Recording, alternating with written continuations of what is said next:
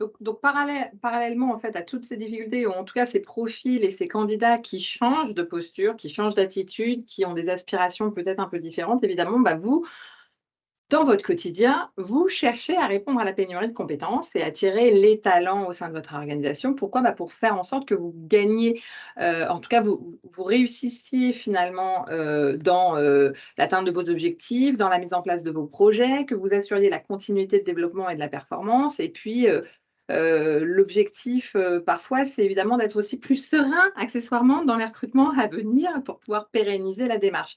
Et donc un des leviers en tout cas, qui nous semble, opportun, c'est de pouvoir, heu, challenger finalement vos pratiques, faire monter en compétence l'ensemble des collaborateurs dans le processus de recrutement. En fait, ce ne sont pas forcément que les personnes en charge du recrutement, c'est-à-dire les Décisionnaire. chargés RH, les assistants recrutement et cetera, mais vraiment tout le monde. Parce que quand on estime, en tout cas quand Nathalie dit qu'il y a 60 des jeunes cadres qui estiment que les entreprises ne gèrent pas bien leur intégration, c'est qu'à un moment donné, finalement, l'intégration, c'est pas à partir du moment où le collaborateur arrive dans l'entreprise. C'est bien en amont qu'il faut prévoir, cette intégration. Donc il faut vraiment repenser, en fait, tout le process, hem, tout le process de recrutement dans sa globalité pour faire en sorte qu'une fois que vous avez capté, au travers d'une annonce bien faite, le candidat, bah, il puisse se dire: «Oui, en effet, j'ai envie de venir travailler dans cette entreprise parce qu'il y a un dynamisme, parce qu'il y a un certain nombre de valeurs» et cetera. Donc c'est aussi pouvoir s'approprier finalement les outils et les méthodes, qu'on construit, avec des experts. Oui, il y avait Oui, j'ai vu l'intervention donc de madame Tabouret, j'ai pas retenu le prénom, sur l'enjeu de collaborer avec les services de communication et effectivement, vous avez complètement raison.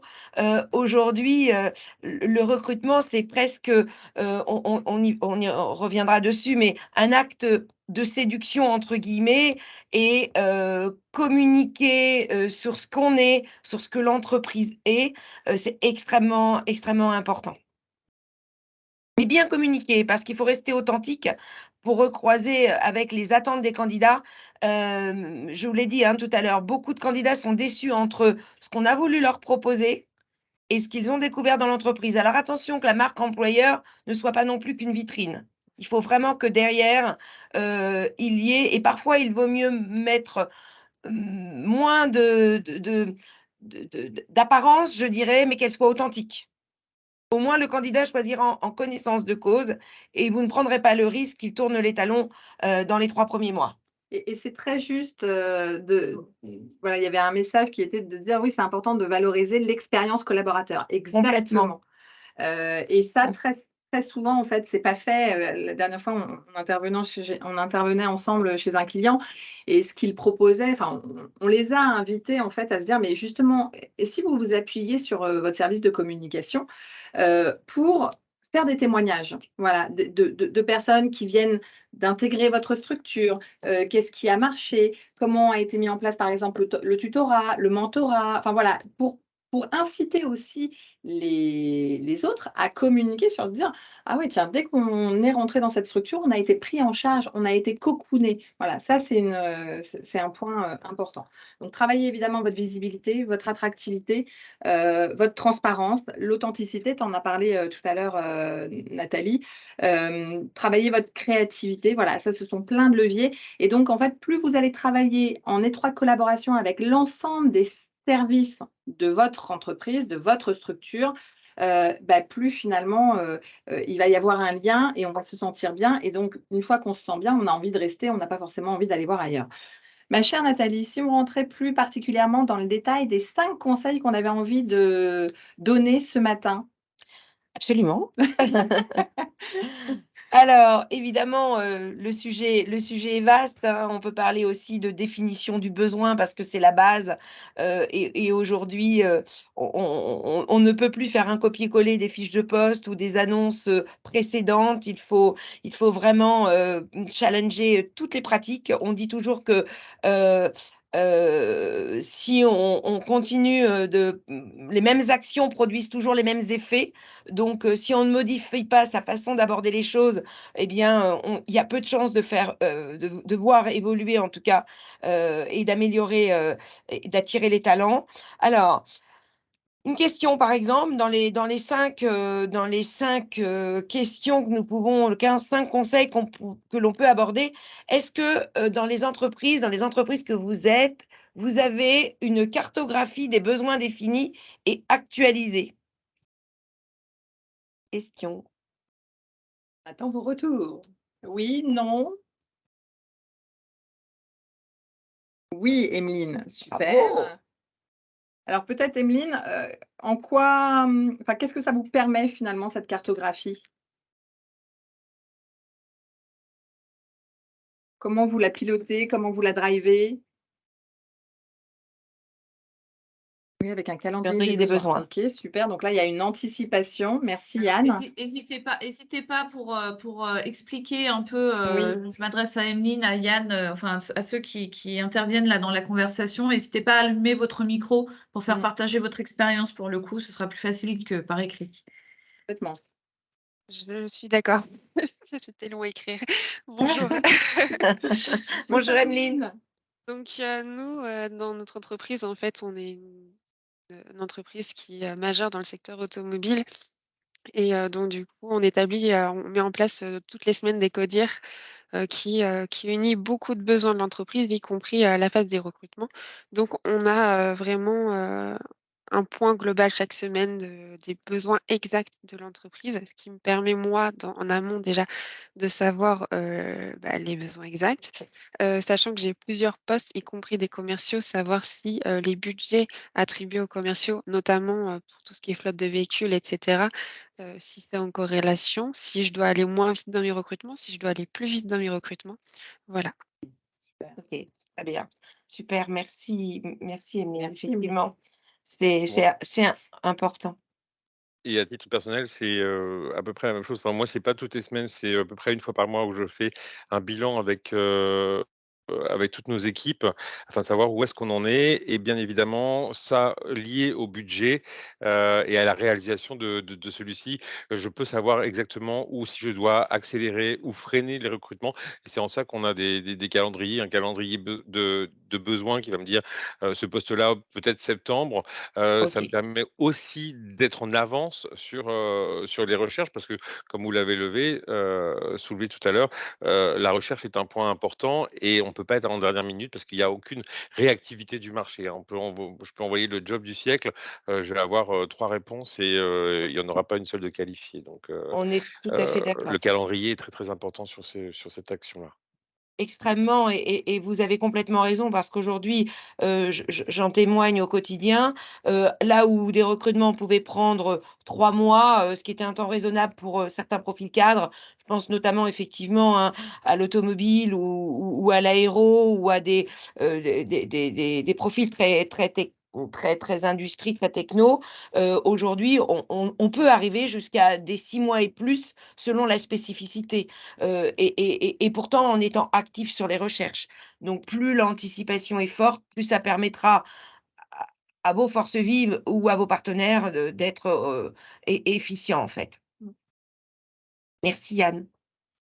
Un des points en tout cas, qu'on voyait dans cette, stratégie, c'était de se dire finalement, parfois, on est complètement sous l'eau parce que, alors vous l'avez dit, quand il y a un calendrier et qu'on peut anticiper, c'est super, mais quand il faut accélérer et que finalement on est tout seul à gérer, c'est pas forcément, facile et ça peut nous mettre en fait une pression supplémentaire. Le fait d'avoir cette cartographie et de la partager aussi avec les organes décisionnaires de l'entreprise, ça permet finalement de se dire: «Bah, OK, aujourd'hui, il y a une urgence, tout le monde a envie d'avoir le talent, ou le mouton à 5 pattes, dans son équipe». Or aujourd'hui, on n'est pas en capacité, nous, service RH par exemple, de pouvoir pourvoir à tous ces postes-là en même temps parce que derrière le marché se tend, et ben, ça permet aussi de se dire: «Tiens, finalement, on peut peut-être faire appel à un cabinet extérieur», et se dire: «Tiens, quels sont les postes finalement sur lesquels moi j'ai une vraie valeur ajoutée à le gérer en interne et du coup j'ai, mes process de sourcing qui sont, optimisés, mes job boards qui sont efficients» et cetera,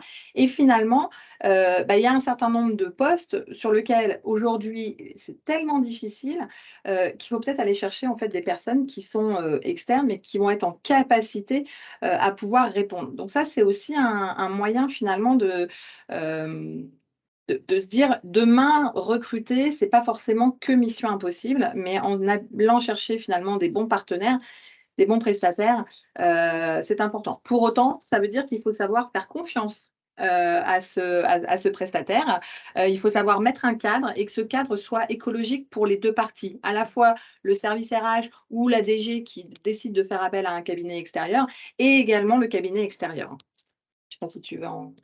Oui, effectivement, selon la structure des entreprises, certains postes peuvent être confiés à des partenaires dont le recrutement et l'expertise, à des cabinets de recrutement ou à des partenaires, du travail temporaire si ceux-ci, savent porter les missions de recrutement. Mais effectivement, la confiance, je dirais qu'aujourd'hui, avant tout, c'est un partenariat et le partenariat, il existe avec le partenaire comme il peut exister avec les candidats.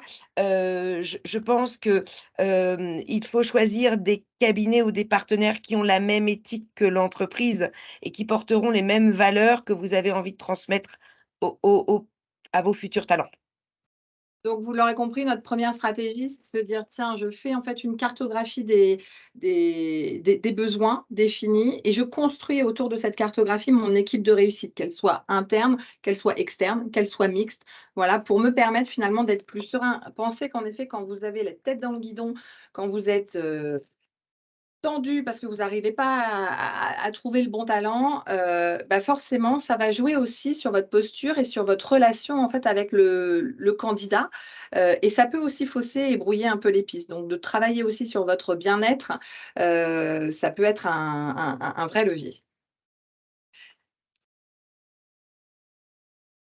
Deuxième stratégie? Oui, alors effectivement, deuxième conseil, et je dirais que c'est le premier, peut-être que je pourrais me permettre de partager, c'est challenger ses pratiques et à la base au recueil du besoin, à la définition du besoin. Aujourd'hui, on voit beaucoup encore d'entreprises où le besoin vient de la production, vient, on va dire, des opérationnels, transmettent aux fonctions support leurs besoins en recrutement sans qu'il y ait un vrai partage, une vraie mise à jour. On voit trop souvent, moi je vois trop souvent chez mes clients, on voit trop souvent dans les entreprises des personnes en charge du recrutement courir après les managers, pour obtenir des informations sur ce qui est fondamental dans la recherche du candidat. Aujourd'hui, un diplôme, ça suffit plus. On va aller chercher, pour moi, je dis toujours que CV égale compétences et valeurs. On va essayer de comprendre la mission qui vont être proposées aux candidats, définir le besoin et même si c'est le même poste, je prends un exemple, un responsable d'atelier, même si c'est le même poste que celui d'il y a 3 ans, c'est forcément plus le même parce qu'entre deux, il s'est passé 3 ans. Il s'est passé 3 ans dans l'usine, il s'est passé 3 ans dans les collègues, au CODIR et forcément ça a fait bouger les lignes. Et ce qui peut paraître normal ou presque évident pour la personne qui fait sa demande de recrutement, l'est pas forcément pour la personne qui est aux ressources humaines et qui forcément le sera encore moins pour le candidat qui lira l'annonce. Être au plus proche de la réalité, parfois même rentrer dans des détails qui vont permettre aux recruteurs d'être le plus efficient possible, le plus congruent possible vis-à-vis des enjeux et vis-à-vis de l'intérêt que les candidats porteront pour le poste. Donc, vous l'avez compris. Aujourd'hui, je dirais que dans les entreprises, pour pouvoir, il faut quasiment que le service RH soit un cabinet de recrutement. C'est-à-dire qu'on lui donne tous les éléments qui vont lui permettre d'être un vrai partenaire, un business partenaire et de porter la mission de recrutement avec tous les éléments dont il a besoin. Et effectivement, je vais rajouter parce que bien souvent, quand même, dans les entreprises, quand les DRH, moi je le vois, les assistantes RH, les DRH essaient d'avoir des infos, notamment pour la production. Alors, je prends cet exemple-là parce que je l'ai en tête, mais la production, souvent, on leur dit, bon, bah, il va faire ça, ça, ça. Donc, c'est-à-dire qu'on leur donne une liste de tâches la Prévert un peu. Et puis, débrouille-toi avec ça. Et puis, trouve-moi le bon candidat. Et en fait, quand le service RH va présenter les candidats, ça va jamais. Parce que finalement, il n'y a pas eu ce moment, ce que Nathalie explique, en fait, c'est voilà, il faut vraiment un moment où vous vous posez. Ça peut durer 10 minutes, un quart d'heure, mais ce moment-là, il est vital parce que derrière, tout va découler, toute la recherche va découler en fait de ce que vous souhaitez, non pas seulement au niveau des tâches, mais aussi au niveau de la personnalité, au niveau du degré de responsabilité sur les mois ou les années à venir que le candidat va devoir prendre. Et ça, c'est des choses qu'il faut valider dès le départ parce que c'est comme si vous construisiez une maison sur du sable si vous n'avez pas fait ça. Donc, ça va Exactement. forcément s'effondrer à un moment donné. Tout à fait. Je vais juste apporter le petit clin d'œil. Si demain, certains d'entre vous font appel à un cabinet de recrutement et que le cabinet de recrutement ne vous pose pas toutes ces questions, à un moment donné, incontestablement, vous vous direz, c'est quoi ce cabinet qui cherche pas à en savoir plus, qui veut pas comprendre le poste? Eh bien, en interne, c'est pareil. Je dirais qu'aujourd'hui, il faut pratiquement transposer, faut se dire que les éléments, dont on a besoin, dont les chargés de recrutement ont besoin, dont les DRH, dont les RRH ont besoin, sont exactement les mêmes qu'un prestataire extérieur pourrait avoir besoin pour réaliser sa mission le plus efficacement possible. Donc, en effet, notre deuxième stratégie, c'est de pouvoir challenger finalement vos pratiques en matière de recueil du besoin, mais aussi de pouvoir éduquer finalement vos business partners en interne. Alors, est-ce normal, Brigitte, il reste 5 minutes à la réunion? Pardon, ça ne va pas couper, c'est juste Ok, c'est très bien. qu'effectivement, on l'avait calé sur 45. D'accord, ok. Et donc, ça veut dire que quand votre client interne va vous dire, ah, moi, je cherche tel poste, etc., avec telle mission, avec telle tâche, etc., n'hésitez pas à le challenger et en disant, ok, mais cette tâche-là, il va la faire quand?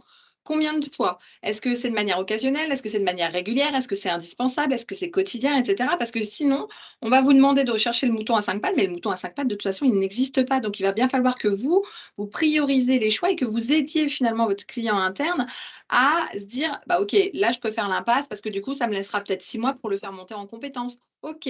Donc, ça veut dire que là, vous êtes en train d'ouvrir finalement les chakras de votre client interne, de votre directeur marketing ou de votre directeur financier, etc., par rapport à son propre besoin, pour arriver à structurer, encore une fois, à bien calibrer ce besoin. Et nos clients nous disent souvent, ils disent, mais non, mais je n'ai pas le temps de le faire. Ben oui, mais en fait, il faut changer mindset et se dire, c'est pas que je n'ai pas le temps de le faire, c'est que je n'ai pas encore pris conscience que la définition de besoin, le recueil du besoin était primordial dans mon process. Et si je le fais bien dès le départ, ça va me faire gagner du temps sur l'ensemble en fait de la chaîne et dans le processus en fait de recrutement. Alors, je réagis sur l'intervention de Yann. Merci beaucoup, Yann, parce que j'ai tout de suite vu. Est-ce que tu peux la lire peut-être? Oui, alors, elle ne s'affiche plus, mais Yann, peut-être. Je vais la lire.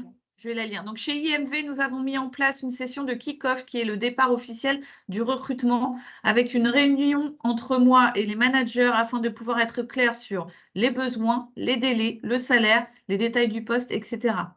Alors, génial, Yann, c'est parfait. Et vraiment, aujourd'hui, c'est un incontournable. Et je dirais que c'est ce que Claire et moi proposons systématiquement.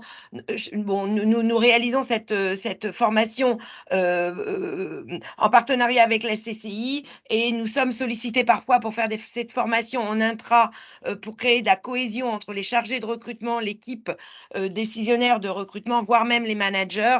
Et tout commence par le kick-off pour donner du sens à l'objectif et donner du sens aux missions. Merci beaucoup parce que vraiment aujourd'hui, c'est la clé de la réussite. Troisième stratégie, Nathalie? Alors, troisième stratégie, c'est marketer les offres d'emploi. Évidemment, on voit encore trop de copier-coller des annonces précédentes. On voit encore trop de copier-coller des fiches de poste. Je me permets de rappeler que les fiches de poste sont des documents internes, ne sont pas des documents à diffuser sur les réseaux, encore moins sur les réseaux sociaux. Aujourd'hui, on ne rédige plus des annonces comme on le faisait avant. Les candidats, on le sait, recherchent par mots-clés, par cadre de rémunération et zappent au bout des 3 premières lignes.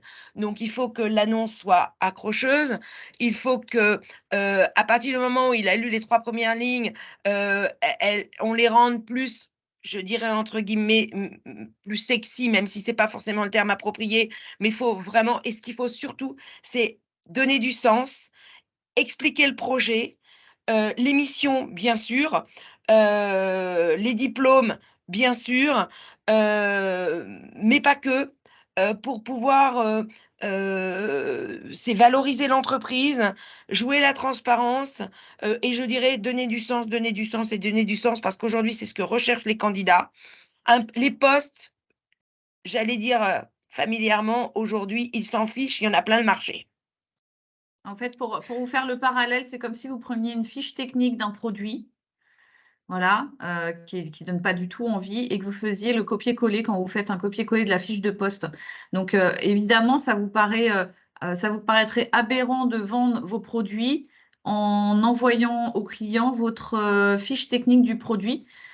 Et donc, pour le vendre, effectivement, bah, vous rendez le produit plus sexy, et surtout, vous allez sur ce que recherche votre client, les besoins de votre client, et puis vous vous marketez votre discours pour qu'il s'adapte au client et que vous puissiez vendre votre produit. Et ben là, en fait, c'est la même chose, sauf qu'au lieu de vendre un produit, et ben vous vendez au candidat. Donc, le client, c'est le candidat, mais vous vendez au candidat votre entreprise, le poste, etc. Donc, il va falloir tourner vos phrases et rendre l'annonce que vous allez faire, comme disait, parce que moi, je dis la même chose, Nathalie, je dis qu'il faut que ce soit sexy, mais c'est exactement ça. Il va falloir attirer les candidats, et donc il va falloir marketer vos annonces et non pas faire des copier-coller, effectivement, de la fiche technique. Voilà. Est-ce qu'on peut juste accélérer pour les 2 derniers conseils, parce qu'on a dépassé, enfin, on est sur Oui, le...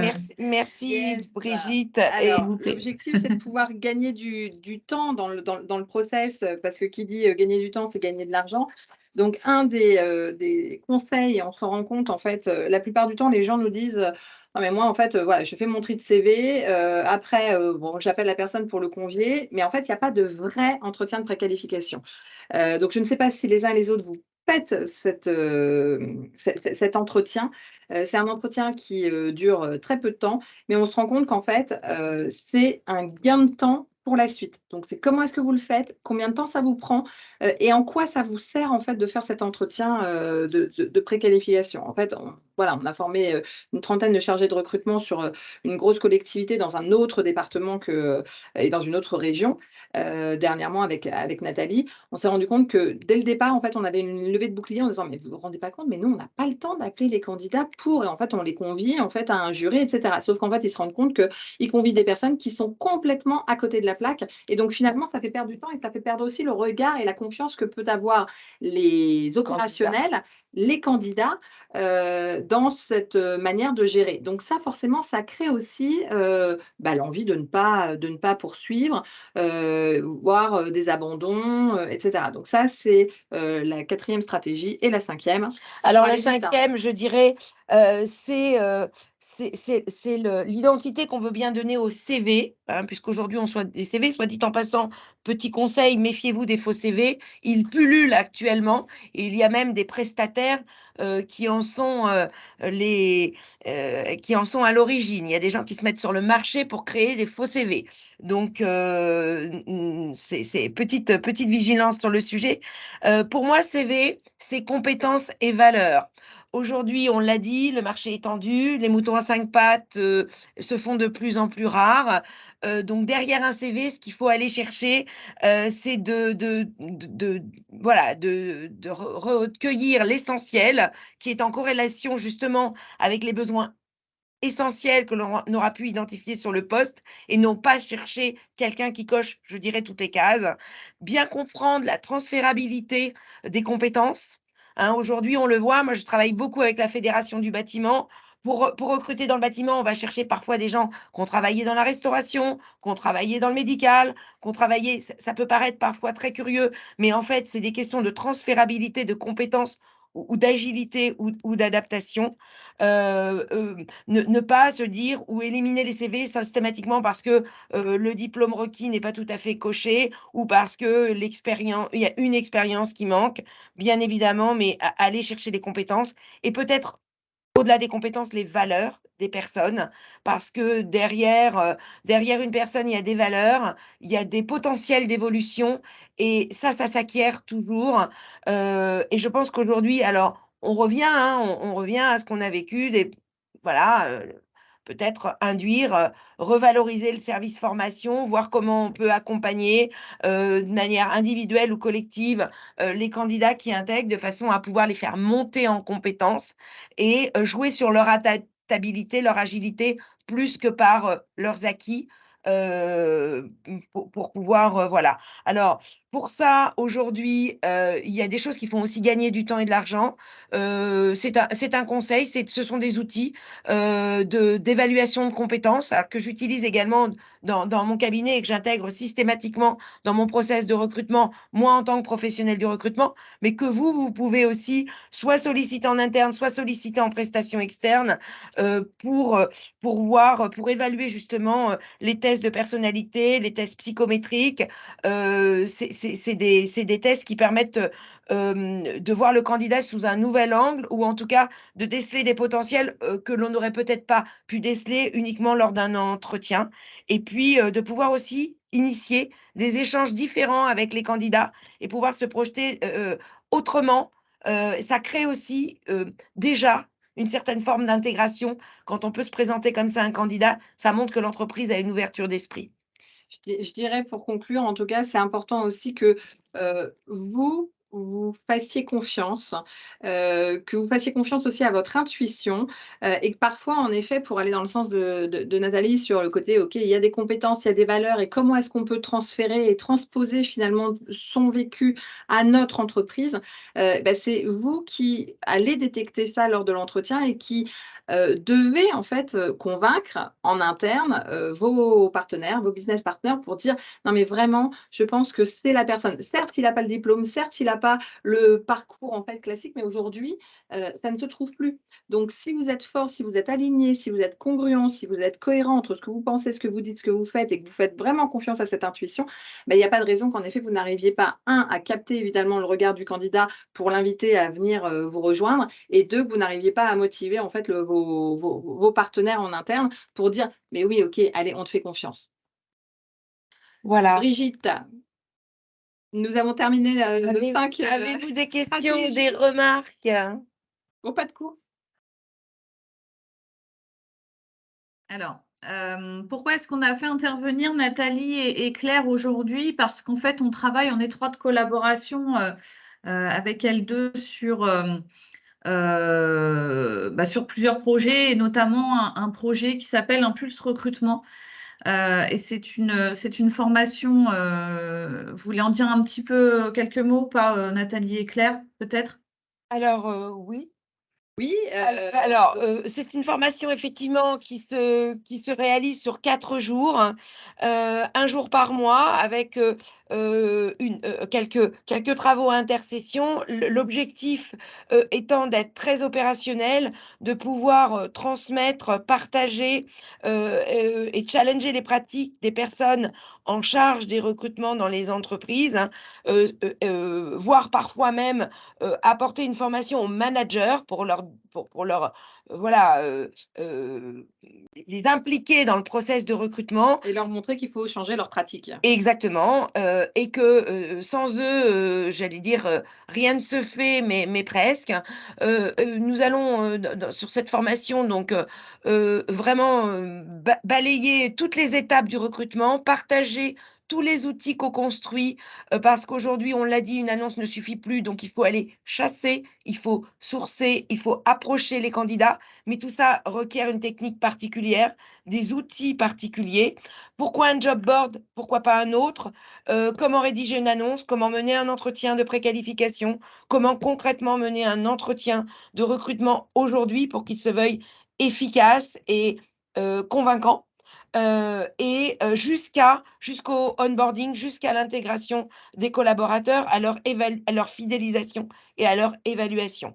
Voilà, donc 1 jour par mois, pour pouvoir, Avec des travaux de mise en application pour vraiment, partir on parlait tout à l'heure de l'importance de benchmarker ses pratiques entre pairs, d'aller chercher un peu ce qu'on a tenté de faire en 45 minutes avec notamment vos interventions dans le chat ou avec, votre prise de parole et on vous en remercie. C'est important justement parce qu'en fait, aujourd'hui, si on n'agit pas différemment, on aura les mêmes résultats. Or, comme l'environnement bouge, comme les cultures, les mentalités, évoluent, il faut que nous aussi, on soit force et qu'on soit en anticipation et qu'on ose finalement, agir et recruter de manière complètement différente et c'est vraiment notre souhait, donc c'est vraiment le process drive, hein, définir, recruter, intégrer, valider et évaluer et on va challenger en formation toutes ces étapes en fait avec l'ensemble des participants et alors vraiment, c'est moi, très j'ai le riche. plaisir de partager, toutes mes techniques, toute mon expertise. C'était quelque chose qui me tenait à cœur, sans aucune retenue, les outils, de manière à vraiment vous donner, toutes les clés, pour challenger les pratiques de recrutement et vraiment pour pouvoir, monter en compétence sur ce sujet. Et c'est souvent ce qui est très apprécié par les participants en se disant: «Waouh, on ressort avec une base de documents, assez grosse». Mais Alors parce qu'en fait, ce sont tous les outils, qui sont utilisés en effet avec le cabinet Enel Conseil et que, Nathalie en fait avec l'humilité de savoir que vous savez tous déjà très bien faire, mais c'est vraiment, pour partager les techniques de conseil, d'un conseil dont c'est l'expertise. Voilà. voilà Brigitte. Alors effectivement, merci. Donc effectivement, cette formation, elle est animée par Nathalie et Claire, qui sont là toutes les deux, qui sont professionnelles de la pédagogie et du recrutement. Je Et vous de la enverrai, posture aussi. pardon? Et de la posture en fait, la Oui, posture c'est ça. managériale aussi pour driver en fait ses partenaires et cetera, ça c'est important, ouais. Tout à fait. Et du coup, c'est vrai que ça nous paraissait intéressant de pouvoir confier cette formation CCI donc à Nathalie et Claire. Je vais vous envoyer à tous les participants à ce webinaire juste après par mail le programme, les témoignages, voilà, en gros la petite plaquette qui va bien sur Impulse Recrutement. Vous aurez mes coordonnées également sur l'email, donc n'hésitez pas à reprendre contact avec moi si vous êtes intéressé. La prochaine session commence le 21 septembre. Donc voilà, ça vous laisse le temps de faire la rentrée des classes et puis de pouvoir commencer, soit vous, soit vos collaborateurs proches qui sont en charge du recrutement, de pouvoir commencer cette formation donc, en 4 jours avec à raison d'une journée par mois. Donc voilà, je vais vous envoyer tout ça juste après et n'hésitez surtout pas à revenir vers moi si vous êtes intéressé par cette formation. Donc là, on a vu en gros la théorie. Le but de cette formation, bah, c'est de mettre en pratique et que vous repartiez avec des choses qui sont faites au moment de la formation. Voilà, c'est pas de repartir. On sait souvent comment ça se passe les formations. On repart avec des outils, puis finalement, on n'a jamais le temps de se poser dessus une fois qu'on est revenu en entreprise pour les mettre en pratique. Donc là, il va y avoir des choses qui vont être faites en live sur la formation et vous allez repartir vraiment avec des choses concrètes en entreprise que vous pouvez mettre en application tout de suite. Voilà. Merci Brigitte. Est-ce que les uns et les autres ont des choses ou en tout cas des remarques peut-être, Brigitte? Ouais, c'est ce que j'allais dire. Est-ce qu'il y a des Parfait. questions, des remarques? J'allais conclure par ça. Est-ce qu'il y a des questions, des remarques, je ne sais pas, si Des vous avez des choses à témoignages? dire, n'hésitez pas. Témoignages, exactement. Donc, vous pouvez ouvrir votre micro si vous avez des choses à nous dire. N'hésitez pas, ne soyez pas timide. Non, au contraire.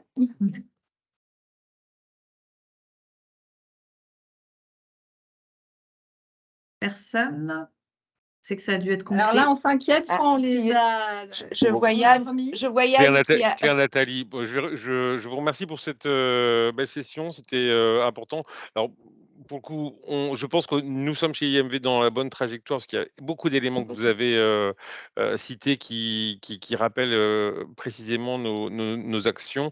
Donc, je conseille à tous les participants de bien suivre les éléments qui ont été ici présentés, que ce soit cette espèce donc cette réunion avec les managers, le kick-off qui est un point de départ. Sinon, en tant que RH, vous dites non. Il n'y a pas de recrutement s'il n'y a pas cette réunion. Soyez assez ferme. Top. Un petit message, pour de préqualification aussi avec les candidats, c'est essentiel, ne serait-ce que pour savoir, les disponibilités et le salaire. Parce que, C'est ça. si vous avez pas ça dès le début, bah, vous pouvez faire, toute la session, puis vous arrivez à la fin C'est ça. et vous avez personne: «Ah mais vous êtes 30 au-dessus du budget et malheureusement on fera pas perte de temps totale». Donc des petits éléments comme ça qui permettent de gagner du temps dans une fonction où il faut aller à la pêche, et donc c'est vraiment aller chercher les candidats, et beaucoup, travailler justement, un point que vous avez aussi, noté sur, le marketer les annonces. Ça a été un travail que j'ai fait chez IMV où ils ont eu des problèmes, parce qu'ils envoyaient des listings, super moches, qui sont des définitions de poste, hein, très, très bien en utilisation interne. Bon bah, c'est absolument pas personnalisé. Donc bon, des là, ça ne sert à rien. Les gens, on travaille dans le marketing de la consommation, dans le supermarché. Bon, bah, là, tout de suite, le marché de l'emploi, c'est un marché aussi. Faut savoir se démarquer sur ces points-là. Donc un grand merci pour, tous ces éléments soulevés. Je vous souhaite une excellente journée et puis, à très bientôt. Merci Merci Liliane, Valentin, merci merci beaucoup et Virginie. bravo pour cet avant-gardisme sur votre positionnement. C'est avec plaisir d'en rééchanger si vous le souhaitez.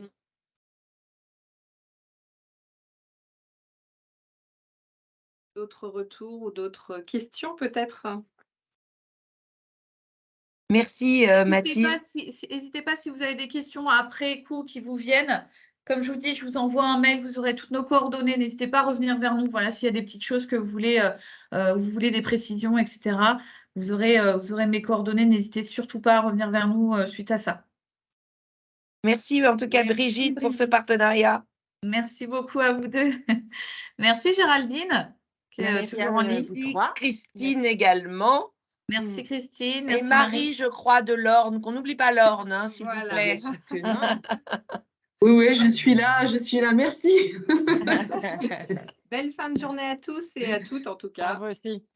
Merci beaucoup. Bonne Merci. journée, à Au bientôt. revoir. Merci, À au revoir. bientôt.